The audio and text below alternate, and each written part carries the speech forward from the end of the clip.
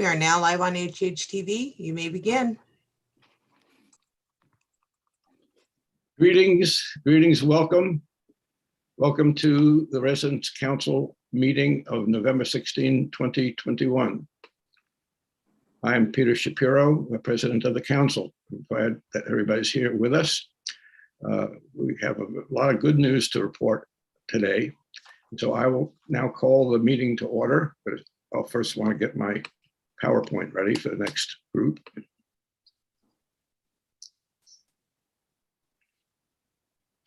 Okay, the meeting will come to order, and we start with the procedures that we need to implement each time. And first up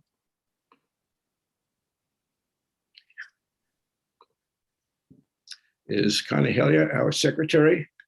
Connie, would you please present the minutes of the October meeting for approval by the council? Yes, the minutes of the October meeting have been circulated among the council members, corrected, revised, and are now being submitted for your approval. I should add that residents who are curious about the minutes can find them in the binders in the library. Excellent. Okay, may I have a motion to approve? I move we approve. Any second? Second.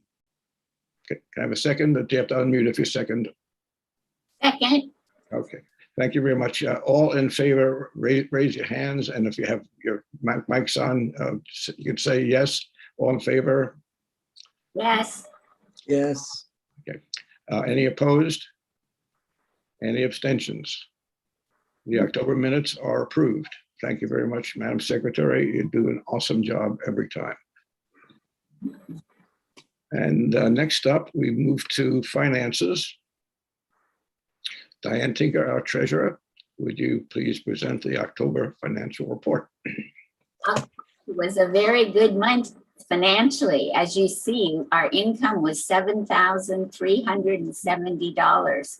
Expenses were low, $2,655. So we had a net income in October of $4,715.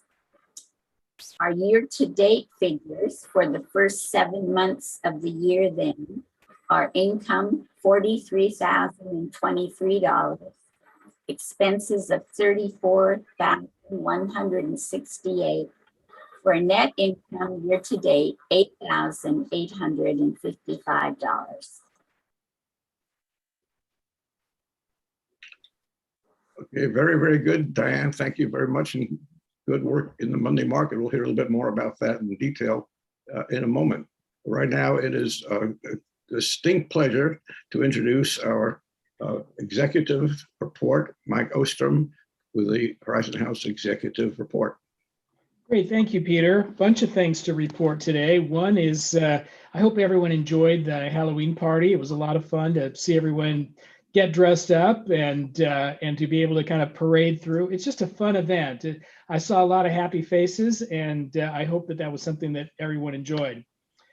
We last Thursday, we had the philanthropy department put on the Heritage Society dinner, which was a really terrific event. That is for people who have included Horizon House in their estate planning and their wills, or have made donations of $10,000 or more. There's about 100 members. It was started in 2004, and it was well attended. And I think it's terrific to see so many people who want to support the mission and vision of Horizon House to be both a resident-driven community and also to sustain us as a broad socioeconomically diverse community.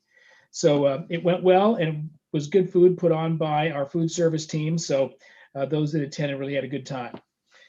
I want to mention that each year we have our bond rating reviewed. There are many things that go into creating that. We are in a very elite group of communities around the country that has an actual bond rating.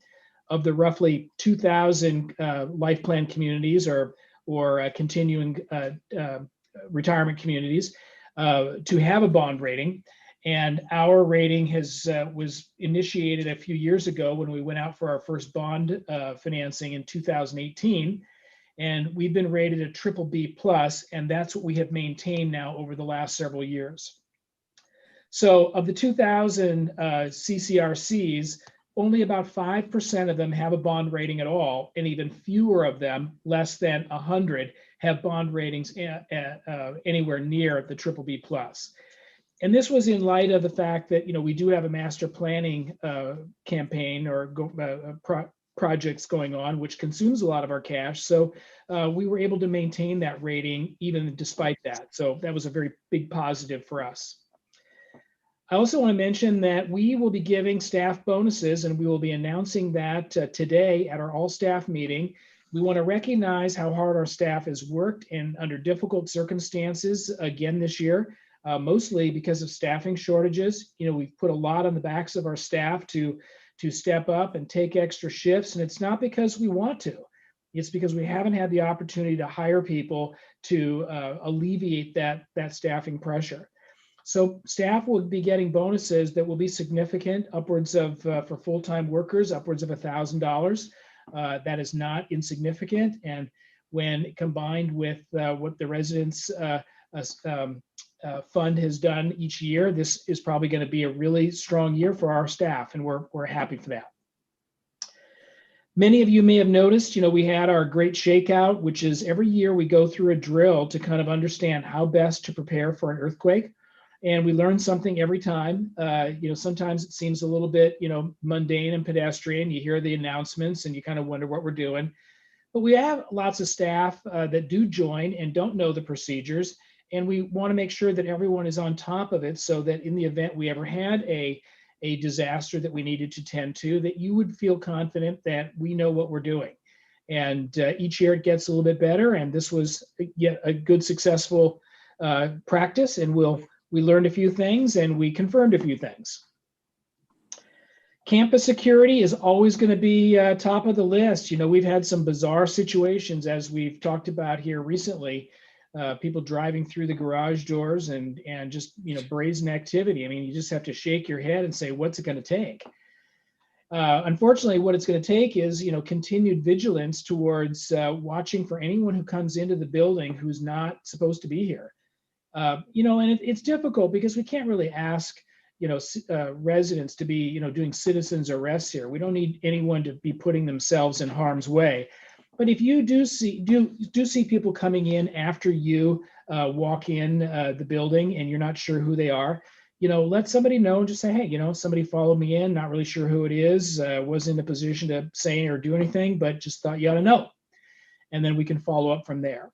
We have to balance between creating a TSA-like experience where everybody's got to take their shoes off when they come in and go through the pat down versus giving people the freedom to come and go. And sometimes it's a fine line. The Methuen presentation that took place on the 25th of October is accessible for you to view if you didn't see it or you want to, kind of reconfirm some of your thoughts about it. It's on HH Connect and in the leadership corner box. So if you're interested, go there and replay it so you can recall what were the things that were talked about. We'll be talking more about it, but if you would like to get up to speed on what we initially presented, that's the place to go. Last week, we had our joint finance and board of trustees meeting. This is the one where the two groups come together to talk through the budget. Christy presented the budget, the issues and challenges behind the budget. And, we always have a good, rigorous debate about the issues and how we're handling things. And this was one of those times again. But it was, a successful conversation. And now the product of that work goes to the board on this Thursday, November 18th, and that's where we vote on accepting the 2022 budget. So we'll be doing that, and then we will be out communicating with residents about not only the budget, but fee increases and so on once it's all approved. Many of you had a chance to participate in the in-person small group sessions, which I think are just a terrific way to see one another and to not just have everything on Zoom. Yeah, we got to wear our masks, but we saw 95% of you, and that was good. We could still tell that people were engaged and were plugged in, and it's a reassurance to us when residents are able to ask questions in person on the fly, and we do our best to answer them. And by all accounts, I think that's what we were able to do. We left a fair amount of time, a good half hour in each of those sessions for resident questions. So we don't fill everything up with news you might not want to use, but stuff that, you know, matters to you and you can ask your questions. So I encourage you to participate those in the future. They're another way in which we communicate around here. You know, the mask reminder, you just got to keep wearing your mask. We all kind of want to forget, sometimes consciously, sometimes subconsciously, but nonetheless, we got to be vigilant until it's time to not be vigilant. Whenever that is, we don't know. Let's see, the CEO monthly report will come out at the end of the month. And that's, as you know, it's just an update from my perspective, as well as the financial perspective and bright spots. It's another piece of communication that we want to make sure that residents have a chance to view. They don't do that in a lot of communities, and we take great pride in being able to share that with residents. And I think the last thing on my list here is to mention that we'll have our next fireside chat, which is a November-December combination one on the 3rd, December 3rd at 10 a.m. And we look forward to seeing everybody at that and having, again, more in-person attendance so that we can kind of get back to some of the way we've been in the past and not have everything be on Zoom. That's it, Peter. Oh, you're on mute. I'm mute. I was being a good boy. It's always great to welcome you to the resident council meeting to give those some informative reports. And I was particularly glad to hear about the 1-2 sequence that will greet the staff with a bonus at Thanksgiving time, and then a nice recognition from the Employee Recognition Fund for the December holidays. So that's really gratifying. Thanks very much for your participation in this meeting, Mike. All right, thank you so much. Take care. Bye-bye.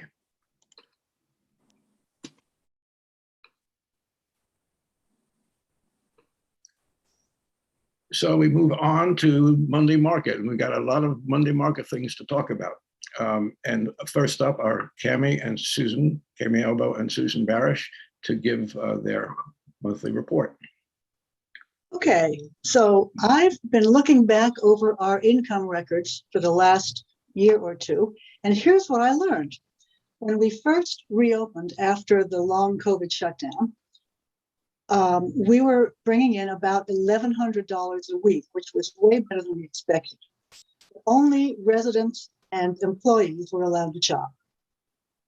Starting at the end of this past September, residents were allowed to bring in guests, family and friends. And so they bring their kids, they bring their grandchildren, they bring their friends. And since then, our average has gone up to between $1,700 and $1,800 a week.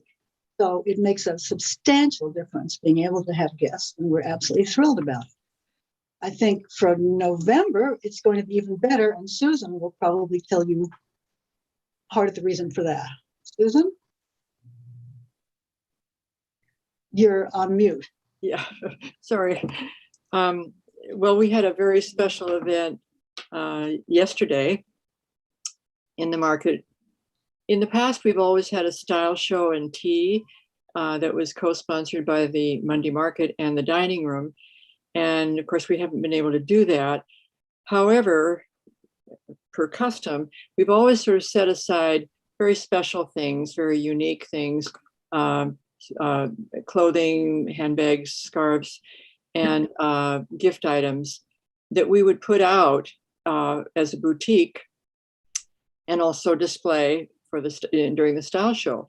So we came upon this idea to just do a boutique in the market at this time of year, as people are starting to plan ahead for Christmas and other holidays. And we were not sure what to expect. I mean, we figured it would be well received, but we were absolutely overwhelmed. It was just incredible. And particularly the cashiering area, they were practically under the table and begged us not to do another boutique for 5 years. But the net result was quite amazing. And we brought in just an unheard amount of money.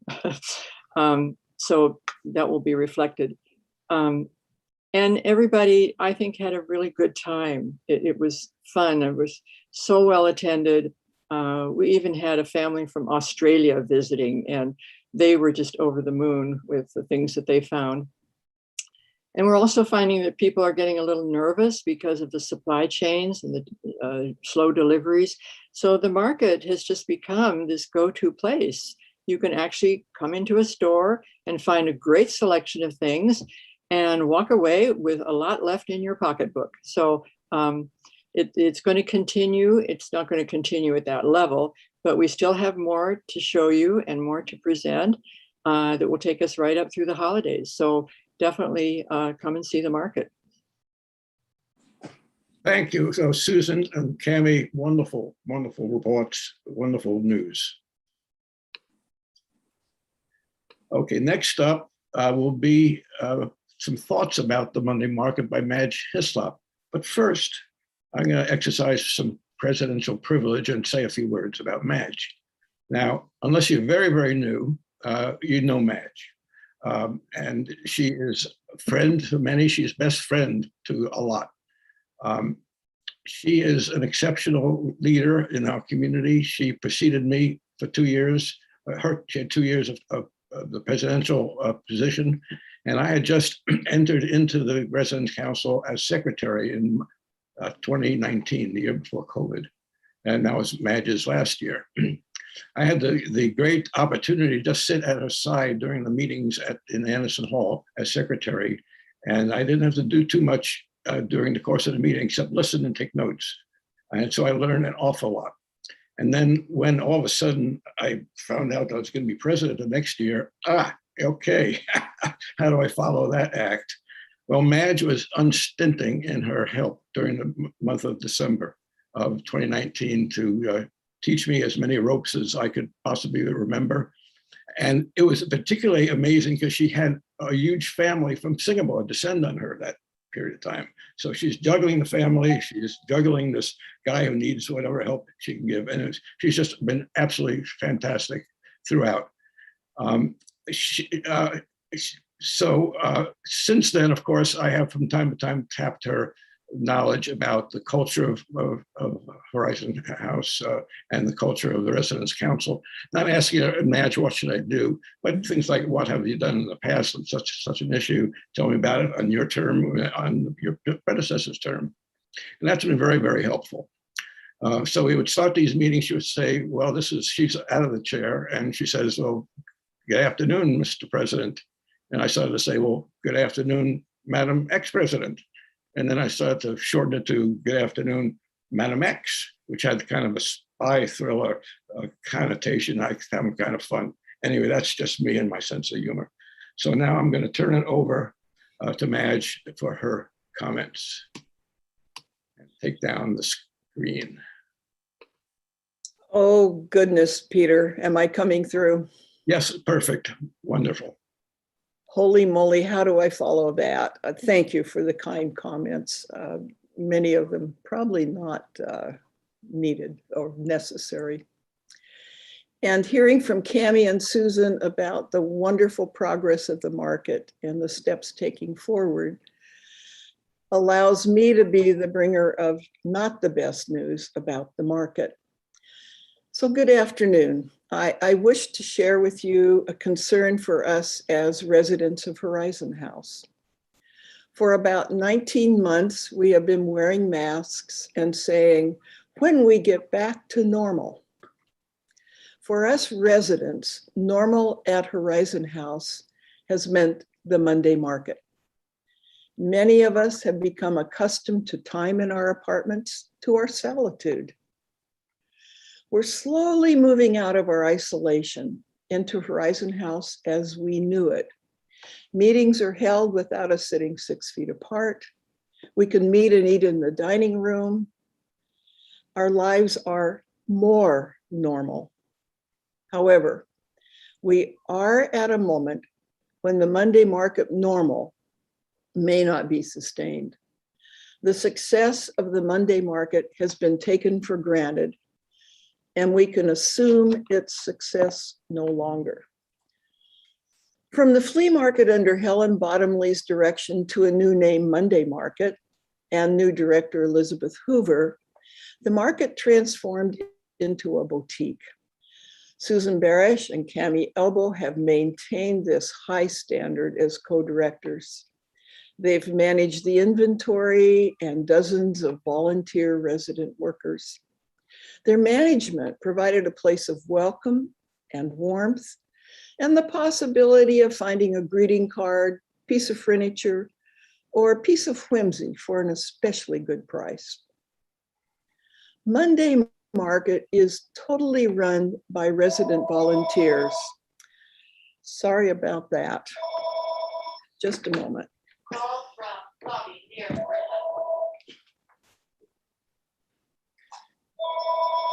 That's my greatest dread, is the phone ringing when it's my turn to talk. And I didn't even think about that. I'll catch your call later. I'm on camera. There, we got rid of that in a hurry. Thank you for the pause. No problem, no problem. Monday Market is totally run by resident volunteers. We happily deposit slightly used items in the convenient carts in the mailroom and the North Tower. Many of us cruise the market on Monday to see what treasures we might purchase and to chat with acquaintances. Monday Market is the heartbeat of Residents Council. Residents Council is a totally separate nonprofit corporation. It is not financially related to Horizon House. The market provides the total budget for our committees and our activities to enrich our lives. We need to make certain the market provides the material means for every one of the 70 Residents Council discussion groups, committees, activities to exist. Every cent we spend at the market is used to support Residents Council. Our events, our speakers, our level pool table, our musical events, potting soil, films or movies, music for the OK Corral, new library books every month, flowers for our flower committee arrangers. Without Residents Council and the Monday Market, we would look like the usual retirement community with a management hired activities director. Jennifer Stucker has agreed to be a co-director for clothing. Those of us who know Jennifer know her and realize she is absolutely the correct person as a co-director. However, there is need for a second director. A few days ago, you received notice, actually a week and a half and a few days ago, notices about the wonderful aspects of being a volunteer at Monday Market in your mailroom cubbies, and there have been notices in the alert as well. Truly, people who work at the market share a special bond. They know they have made our special way of life at Horizon House possible. Please think about assuming the position of Monday Market co-director. Our way of life, our amazing enriched life here is dependent upon you doing so. You may have pondered possibly assuming this position. What's in it for you to assume this position? Work? Yes. Time? Indeed. Organizing? Of course. But knowing you are at the heartbeat of every cent spent by the 70 committees and activities organized by Residents Council, absolutely, you are at the heartbeat. Your time, your work, it's the pivot point of our exceptional, our normal enriched lives. Please ponder no longer. Contact Marianne Anderson, Residents Council member. That's Marianne Anderson. She will share more information with you. Thank you very much.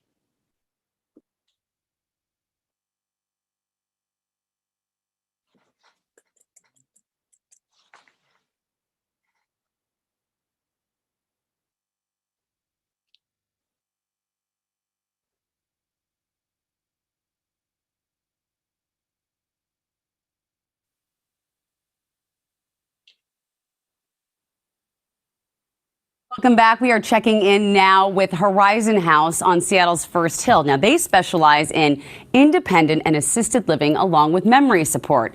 I had a chance to talk with Cammie and Susan at their Monday market shop and may have tried to convince them to adopt me. So the Monday Market is an upscale nonprofit thrift shop within the Horizon House retirement community. And we sell all kinds of gently used items, which have all been donated by residents. And we have many, many departments. We have furniture, we have books, we have jewelry, we have greeting cards, we have housewares, electronics, men's and women's clothing and accessories. It's a mini department store. I love that. Sounds like so much fun. Susan, what role does the Monday market play and how long have you been involved?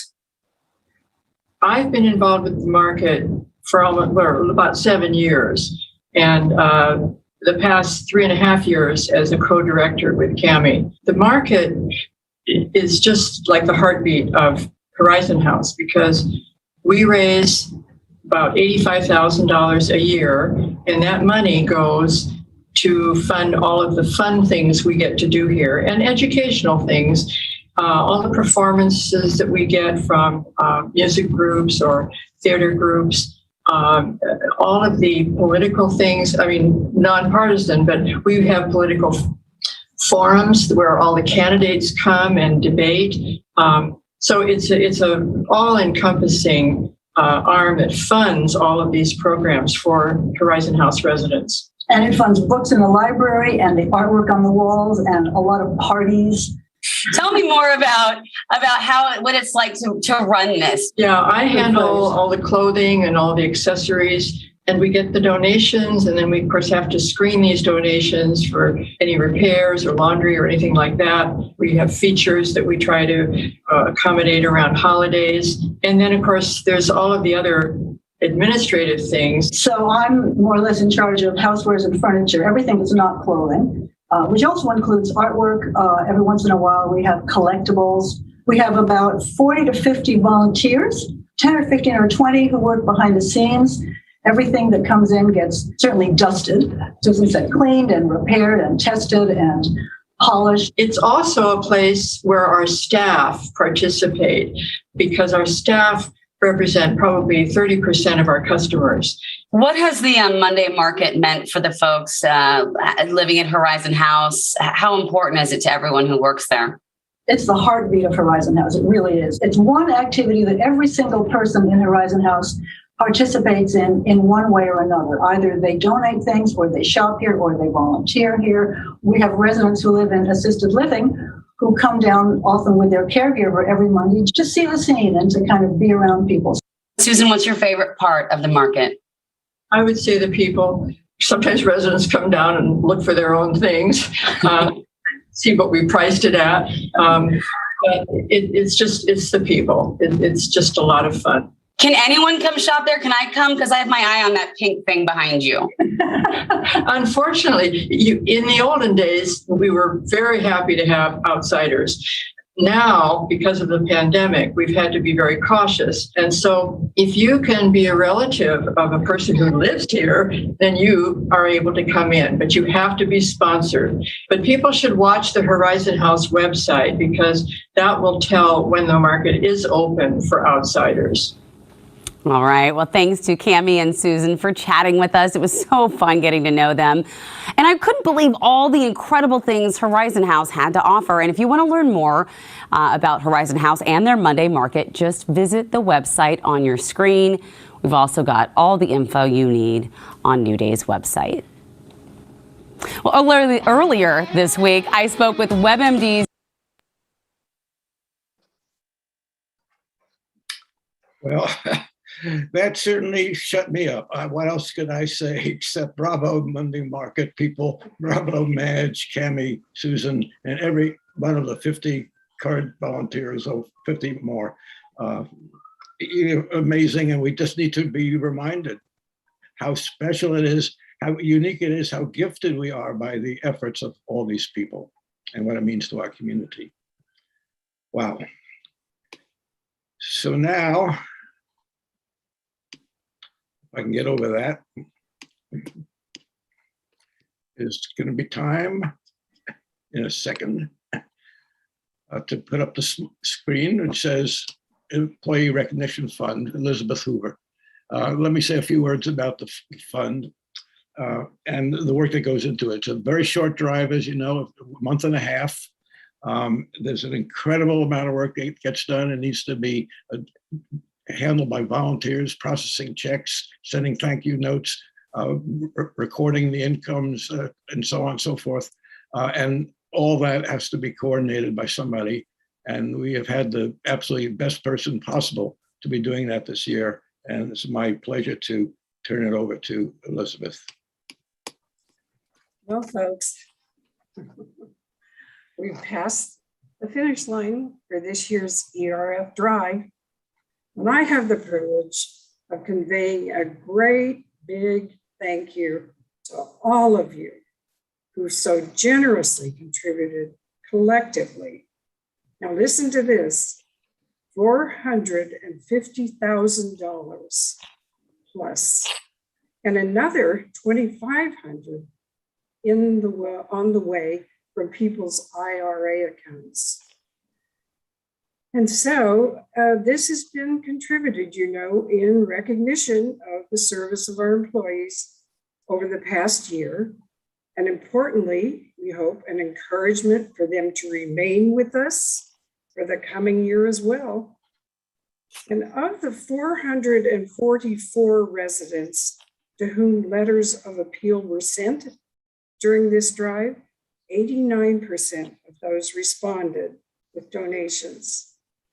Now, a party's planned for December 9th for the purpose of distributing those gift checks to the employees on your behalf. And you will hear a bit more about that a little bit later in the program.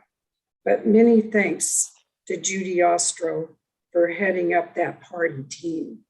And many thanks to the team which processed all those contributions that came in from you residents. And those people are Diane Tinker, Marion Mura, Nancy McReynolds, Carol Burkhart, and Madge Thistle. Well, surely it's rewarding an experience for all of us who've participated in this meaningful opportunity, because we've all been in it together, right? Well, that is fantastic news. My thanks join yours to the folks who made it happen, to the residents who have been so generous and whose generosity is both in spirit as well as in cash. Both are important. And there's an opportunity to recognize the love that we have for our employees by this means. We're going to move now to a few words about the recognition party. It's not the grand affair it used to be pre-COVID. We're going to get back to that real soon, right? Well, we're going to have the family, the kiddos. We're going to have the face painting, the animal balloons, all of Anderson Hall and the Fireside Lounge thriving with joy and happiness, and spilling over downstairs where the kids had their own games and so on and so forth. But now it has to be limited, and it's still a really good opportunity for us to recognize our employees. So Judy Ostro, tell us what's going to be happening.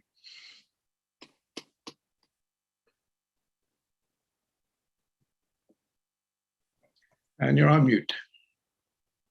I unmuted myself. Can you hear me? You're okay. Yes, perfect. Okay. Well, as Peter explained, we all really miss that wonderful family party. But last year and again this year, we're having a very limited opportunity to thank our employees with a little party, a party light. But just to refresh what happens, the employees, it'll be on December 9th in the afternoon. First, the employees are greeted at the door of Anderson Hall, which has been nicely decorated, holiday decorated. And then the first stop is at a table where they will pick up a treat bag with some goodies in it. And then the next stop is to a table with homemade cookies from the residents of the Horizon House. And I hope all of you are considering what you're baking, because the more cookies, the better. Then they will proceed to the table where Elizabeth and her crew are giving out the checks. And then our dear Patty Flowers, once again, is going to have an offering of her own handmade jewelry, and other people are donating hand-knitted garments, hats and scarves. And so people can, the guests can pick something out as something for themselves or as a gift. And then their last stop is the popcorn machine, and then they exit. But we certainly hope next year we can get back to the family party. But we really enjoy this small opportunity, and the volunteers who had agreed to head up the various activities have just been wonderful. They are so efficient. Everything is pretty much in hand already. But so December 9th is going to be our semi-gala day. Thank you. Thank you, Judy, for the great organizing and all your volunteers. It is a very nice event. We do not encourage people to come in to join, as sad as that is, unless they're working the party. But you can probably catch the employees on the way out or in if you're hanging around the lobby. So on, thank them personally. It's really it's as good as we can get, and it's really good. It's really good given the limitations. Okay, well, it is November, right? And so that means election time.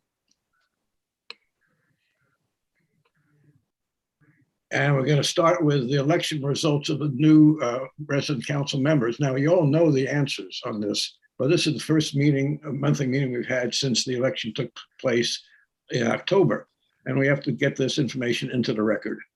I turn the proceedings over to Audrey to give us the news, how it worked, and what the results are. Audrey?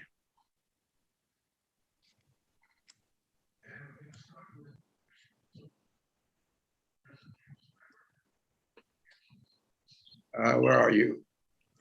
Okay. I'm here. Yeah, go ahead. Okay, I will start. We had 249 people voting in the election for the 5 new council members. That's about the same number as we had last year.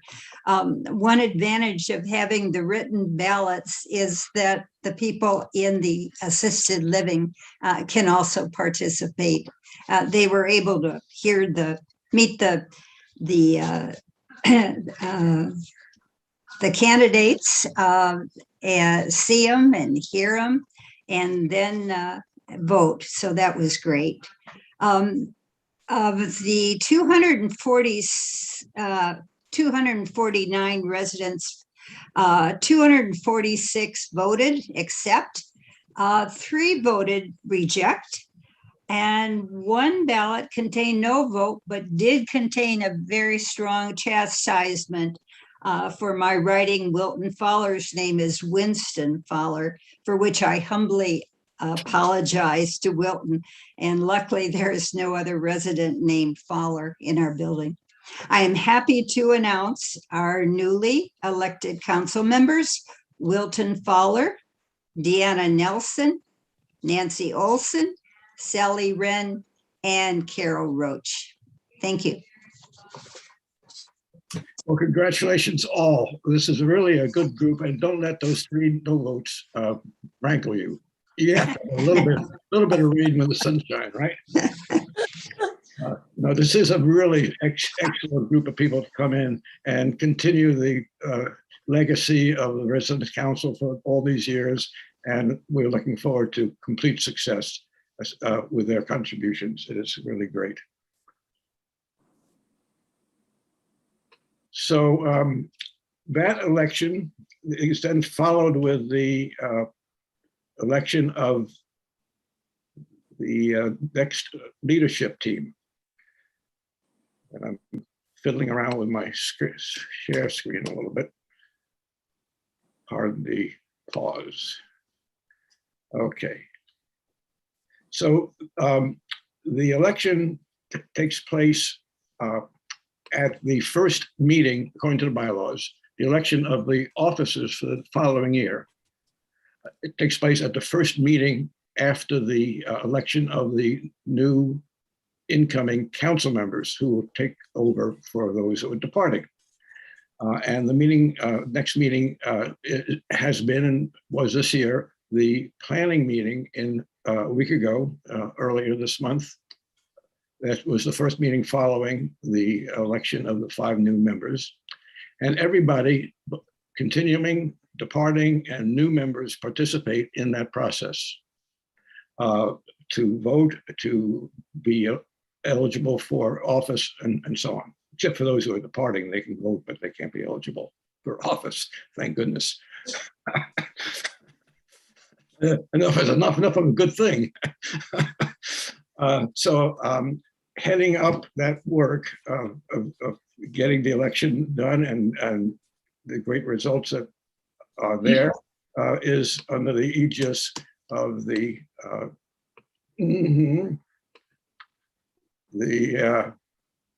Special Nominating Committee.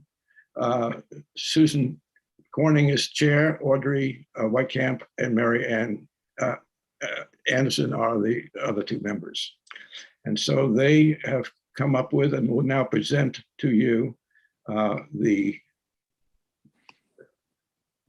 people who were elected to be the 5 executive officers for the year 2022. So Susan. Thanks, Peter. As Peter said, Audrey and Mary Ann and I, the committee, Special Nominating Committee, presented our nominations to the council on November 9th. And the council elected our proposed slate. We believe that we've achieved a balance of continuing officers as well as candidates who are new to their positions and will provide continuity for the future. And we're really excited about the group we proposed. For the position of president of the council, we're so pleased to welcome Elizabeth Hoover. Elizabeth doesn't really need an introduction since she's served Horizon House residents and committees in so many ways during the last 9 years. But we'd like to highlight just a few of her contributions.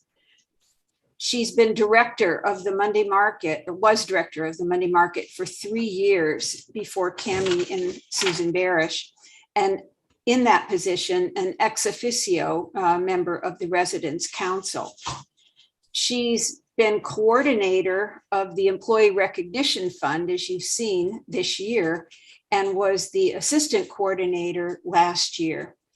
She has chaired 2 welcoming committee mixers, and she's been an active volunteer in the Friend to Friend program, the Friendly Visitors to Assisted Living, and the Welcoming Committee for New Residents. For the position of Vice President for Administration, we're delighted to welcome Carol Roach. Carol is relatively new to Horizon House, having come in 2019 after a career in education. But we think she may already know more about us than any of the rest of us. She became interested in serving on the Residents' Council when she read Mary Ann Anderson's wonderful book-length collection of interviews with outgoing presidents of the Horizon House Residents' Councils over the last 10 or 15 years. The book documents the integrity, diligence, and colorful history of the council, as well as the distinctive style differences in the different presidents. She has a huge respect and appreciation for Horizon House and is honored to walk in the footsteps of others who preserved and enriched it over the generations. For the position of Vice President for Programs, we are so pleased to welcome May Gerstel. May and her husband have lived in Horizon House for nearly 3 years. May has served on the council for 1 year and is currently a coordinator of 9 active program committees. During her career, she held a number of jobs in communications and community relations for the city of Seattle. So she's comfortable coordinating multiple requests and responsibilities, although she says multitasking sure takes longer than it used to. She loves working with and being with Horizon House residents and is looking forward to next year when our meetings will hopefully be both fun and in person. For the position of secretary, we are delighted that Connie Hellier has said yes to our entreaties to continue for a second year. It's not every residence council that can boast of a professional writer and editor as secretary. Connie's minutes have been informative and interesting, and we're especially grateful for her good-humored patience with our edits and suggestions. Also, it's not every residence council that can rely on a professional accountant to serve as treasurer. We are so very pleased that Diane Tinker consented to serve 1 more year as treasurer of the council. Diane has guided us through this year of uncertain revenues and expenses and made it all seem easy. For the council as a whole, and for each of us program coordinators individually, she has been there with wise counsel and support. So, Mr. President, we are so pleased to welcome our new officers. This is an outstanding group of people. I am so delighted. And thank you, Susan, and your committee for the great work. It's super. It's wonderful. What can I say? And I love the fact that we have 2 people who have been serving in their positions, continuing along, and they will provide additional support outside their narrow duties for the incoming people. So it's a wonderful combination of talents, strengths, and qualities that we're very happy to be able to recognize. And thank you for your service. You're going to have fun. I can promise you that. You have some other things too. I can promise you that. So now we'll have a traditional wrap up of the proceedings with what I have always come to enjoy more than just about anything that I do, sitting here and listening now to the report from Audrey in the traditional spot of doing questions and answers. And now she has also a program announcement. So Audrey, I'm all ears. Thanks, Peter. I have actually 2 questions today. The first one is, why are we still having Zoom meetings when other groups are having live meetings and presentations in Anderson Hall? The answer is that our meetings start at 2, and although officially over at 3, sometimes run a little over. The OK Corral, which used to meet in Sky Lounge, of necessity now meets in Anderson Hall at exactly 3 o'clock. Getting large groups of people in and out of the same space, especially when we might have to move a little furniture, sounded just too chaotic. The decision to go live for next year will be up to the new officers. But until then, we will continue to Zoom. And that means that next month's meeting will also be Zoomed. The second question, I think, is one that a lot of people here will realize they've heard things like this before. How many things can go wrong to sabotage a well-planned meeting? The answer, if you want to know, comes from Jean Durning, chair of the Environmental Committee, who can tell you what happened last week when she had a very, very excellent meeting planned. It had to do with a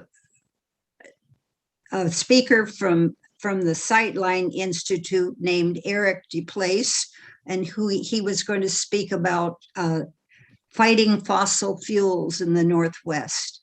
The meeting was scheduled for Anderson Hall at 7:30.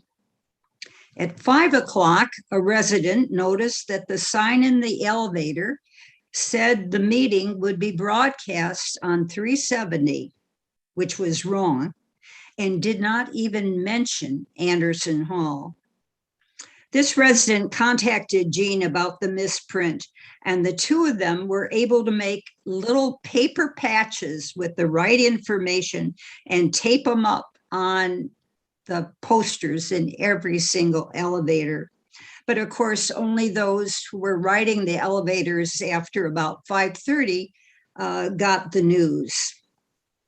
Luckily, Jean planned to have the program taped for a repeat. But here again, Horizon House's own bad luck gods prevailed, and the tape after the program was discovered to have no audio. If you missed the original program about fighting fossil fuels, which was really a good one, tune on HTV today at 3:45 to see a previously made tape of Eric DePlace's talk that was made on a different occasion. Were the HH demons really done? No. The date and time of today's repeat program were not included in the alert announcement. So when our meeting is adjourned in very few minutes, get up, stretch, go get a cup of coffee or a glass of something soothing, and sit back down in front of your TV to watch this really excellent program about fighting fuels. It's on channel 370 at 3:45. Thank you. Oh, thank you, Audrey. Fortunately, I have a VCR, so I can record that and go on to a Zoom meeting as well at the same time. Don't trust it. Yes. Well, I think the hex is over for that particular series. I mean, gosh, it just illustrates what goes into making this place run, right? And so many moving pieces, and it's so important for all of us to be pitching in and doing our best. And 99.9% of the time, it comes out right. Okay, at least that's my calculation. So with that, I thank everybody for your attention, for your attendance, either virtually or otherwise, or a recording when it's replayed. And the meeting is now adjourned. Thank you very much.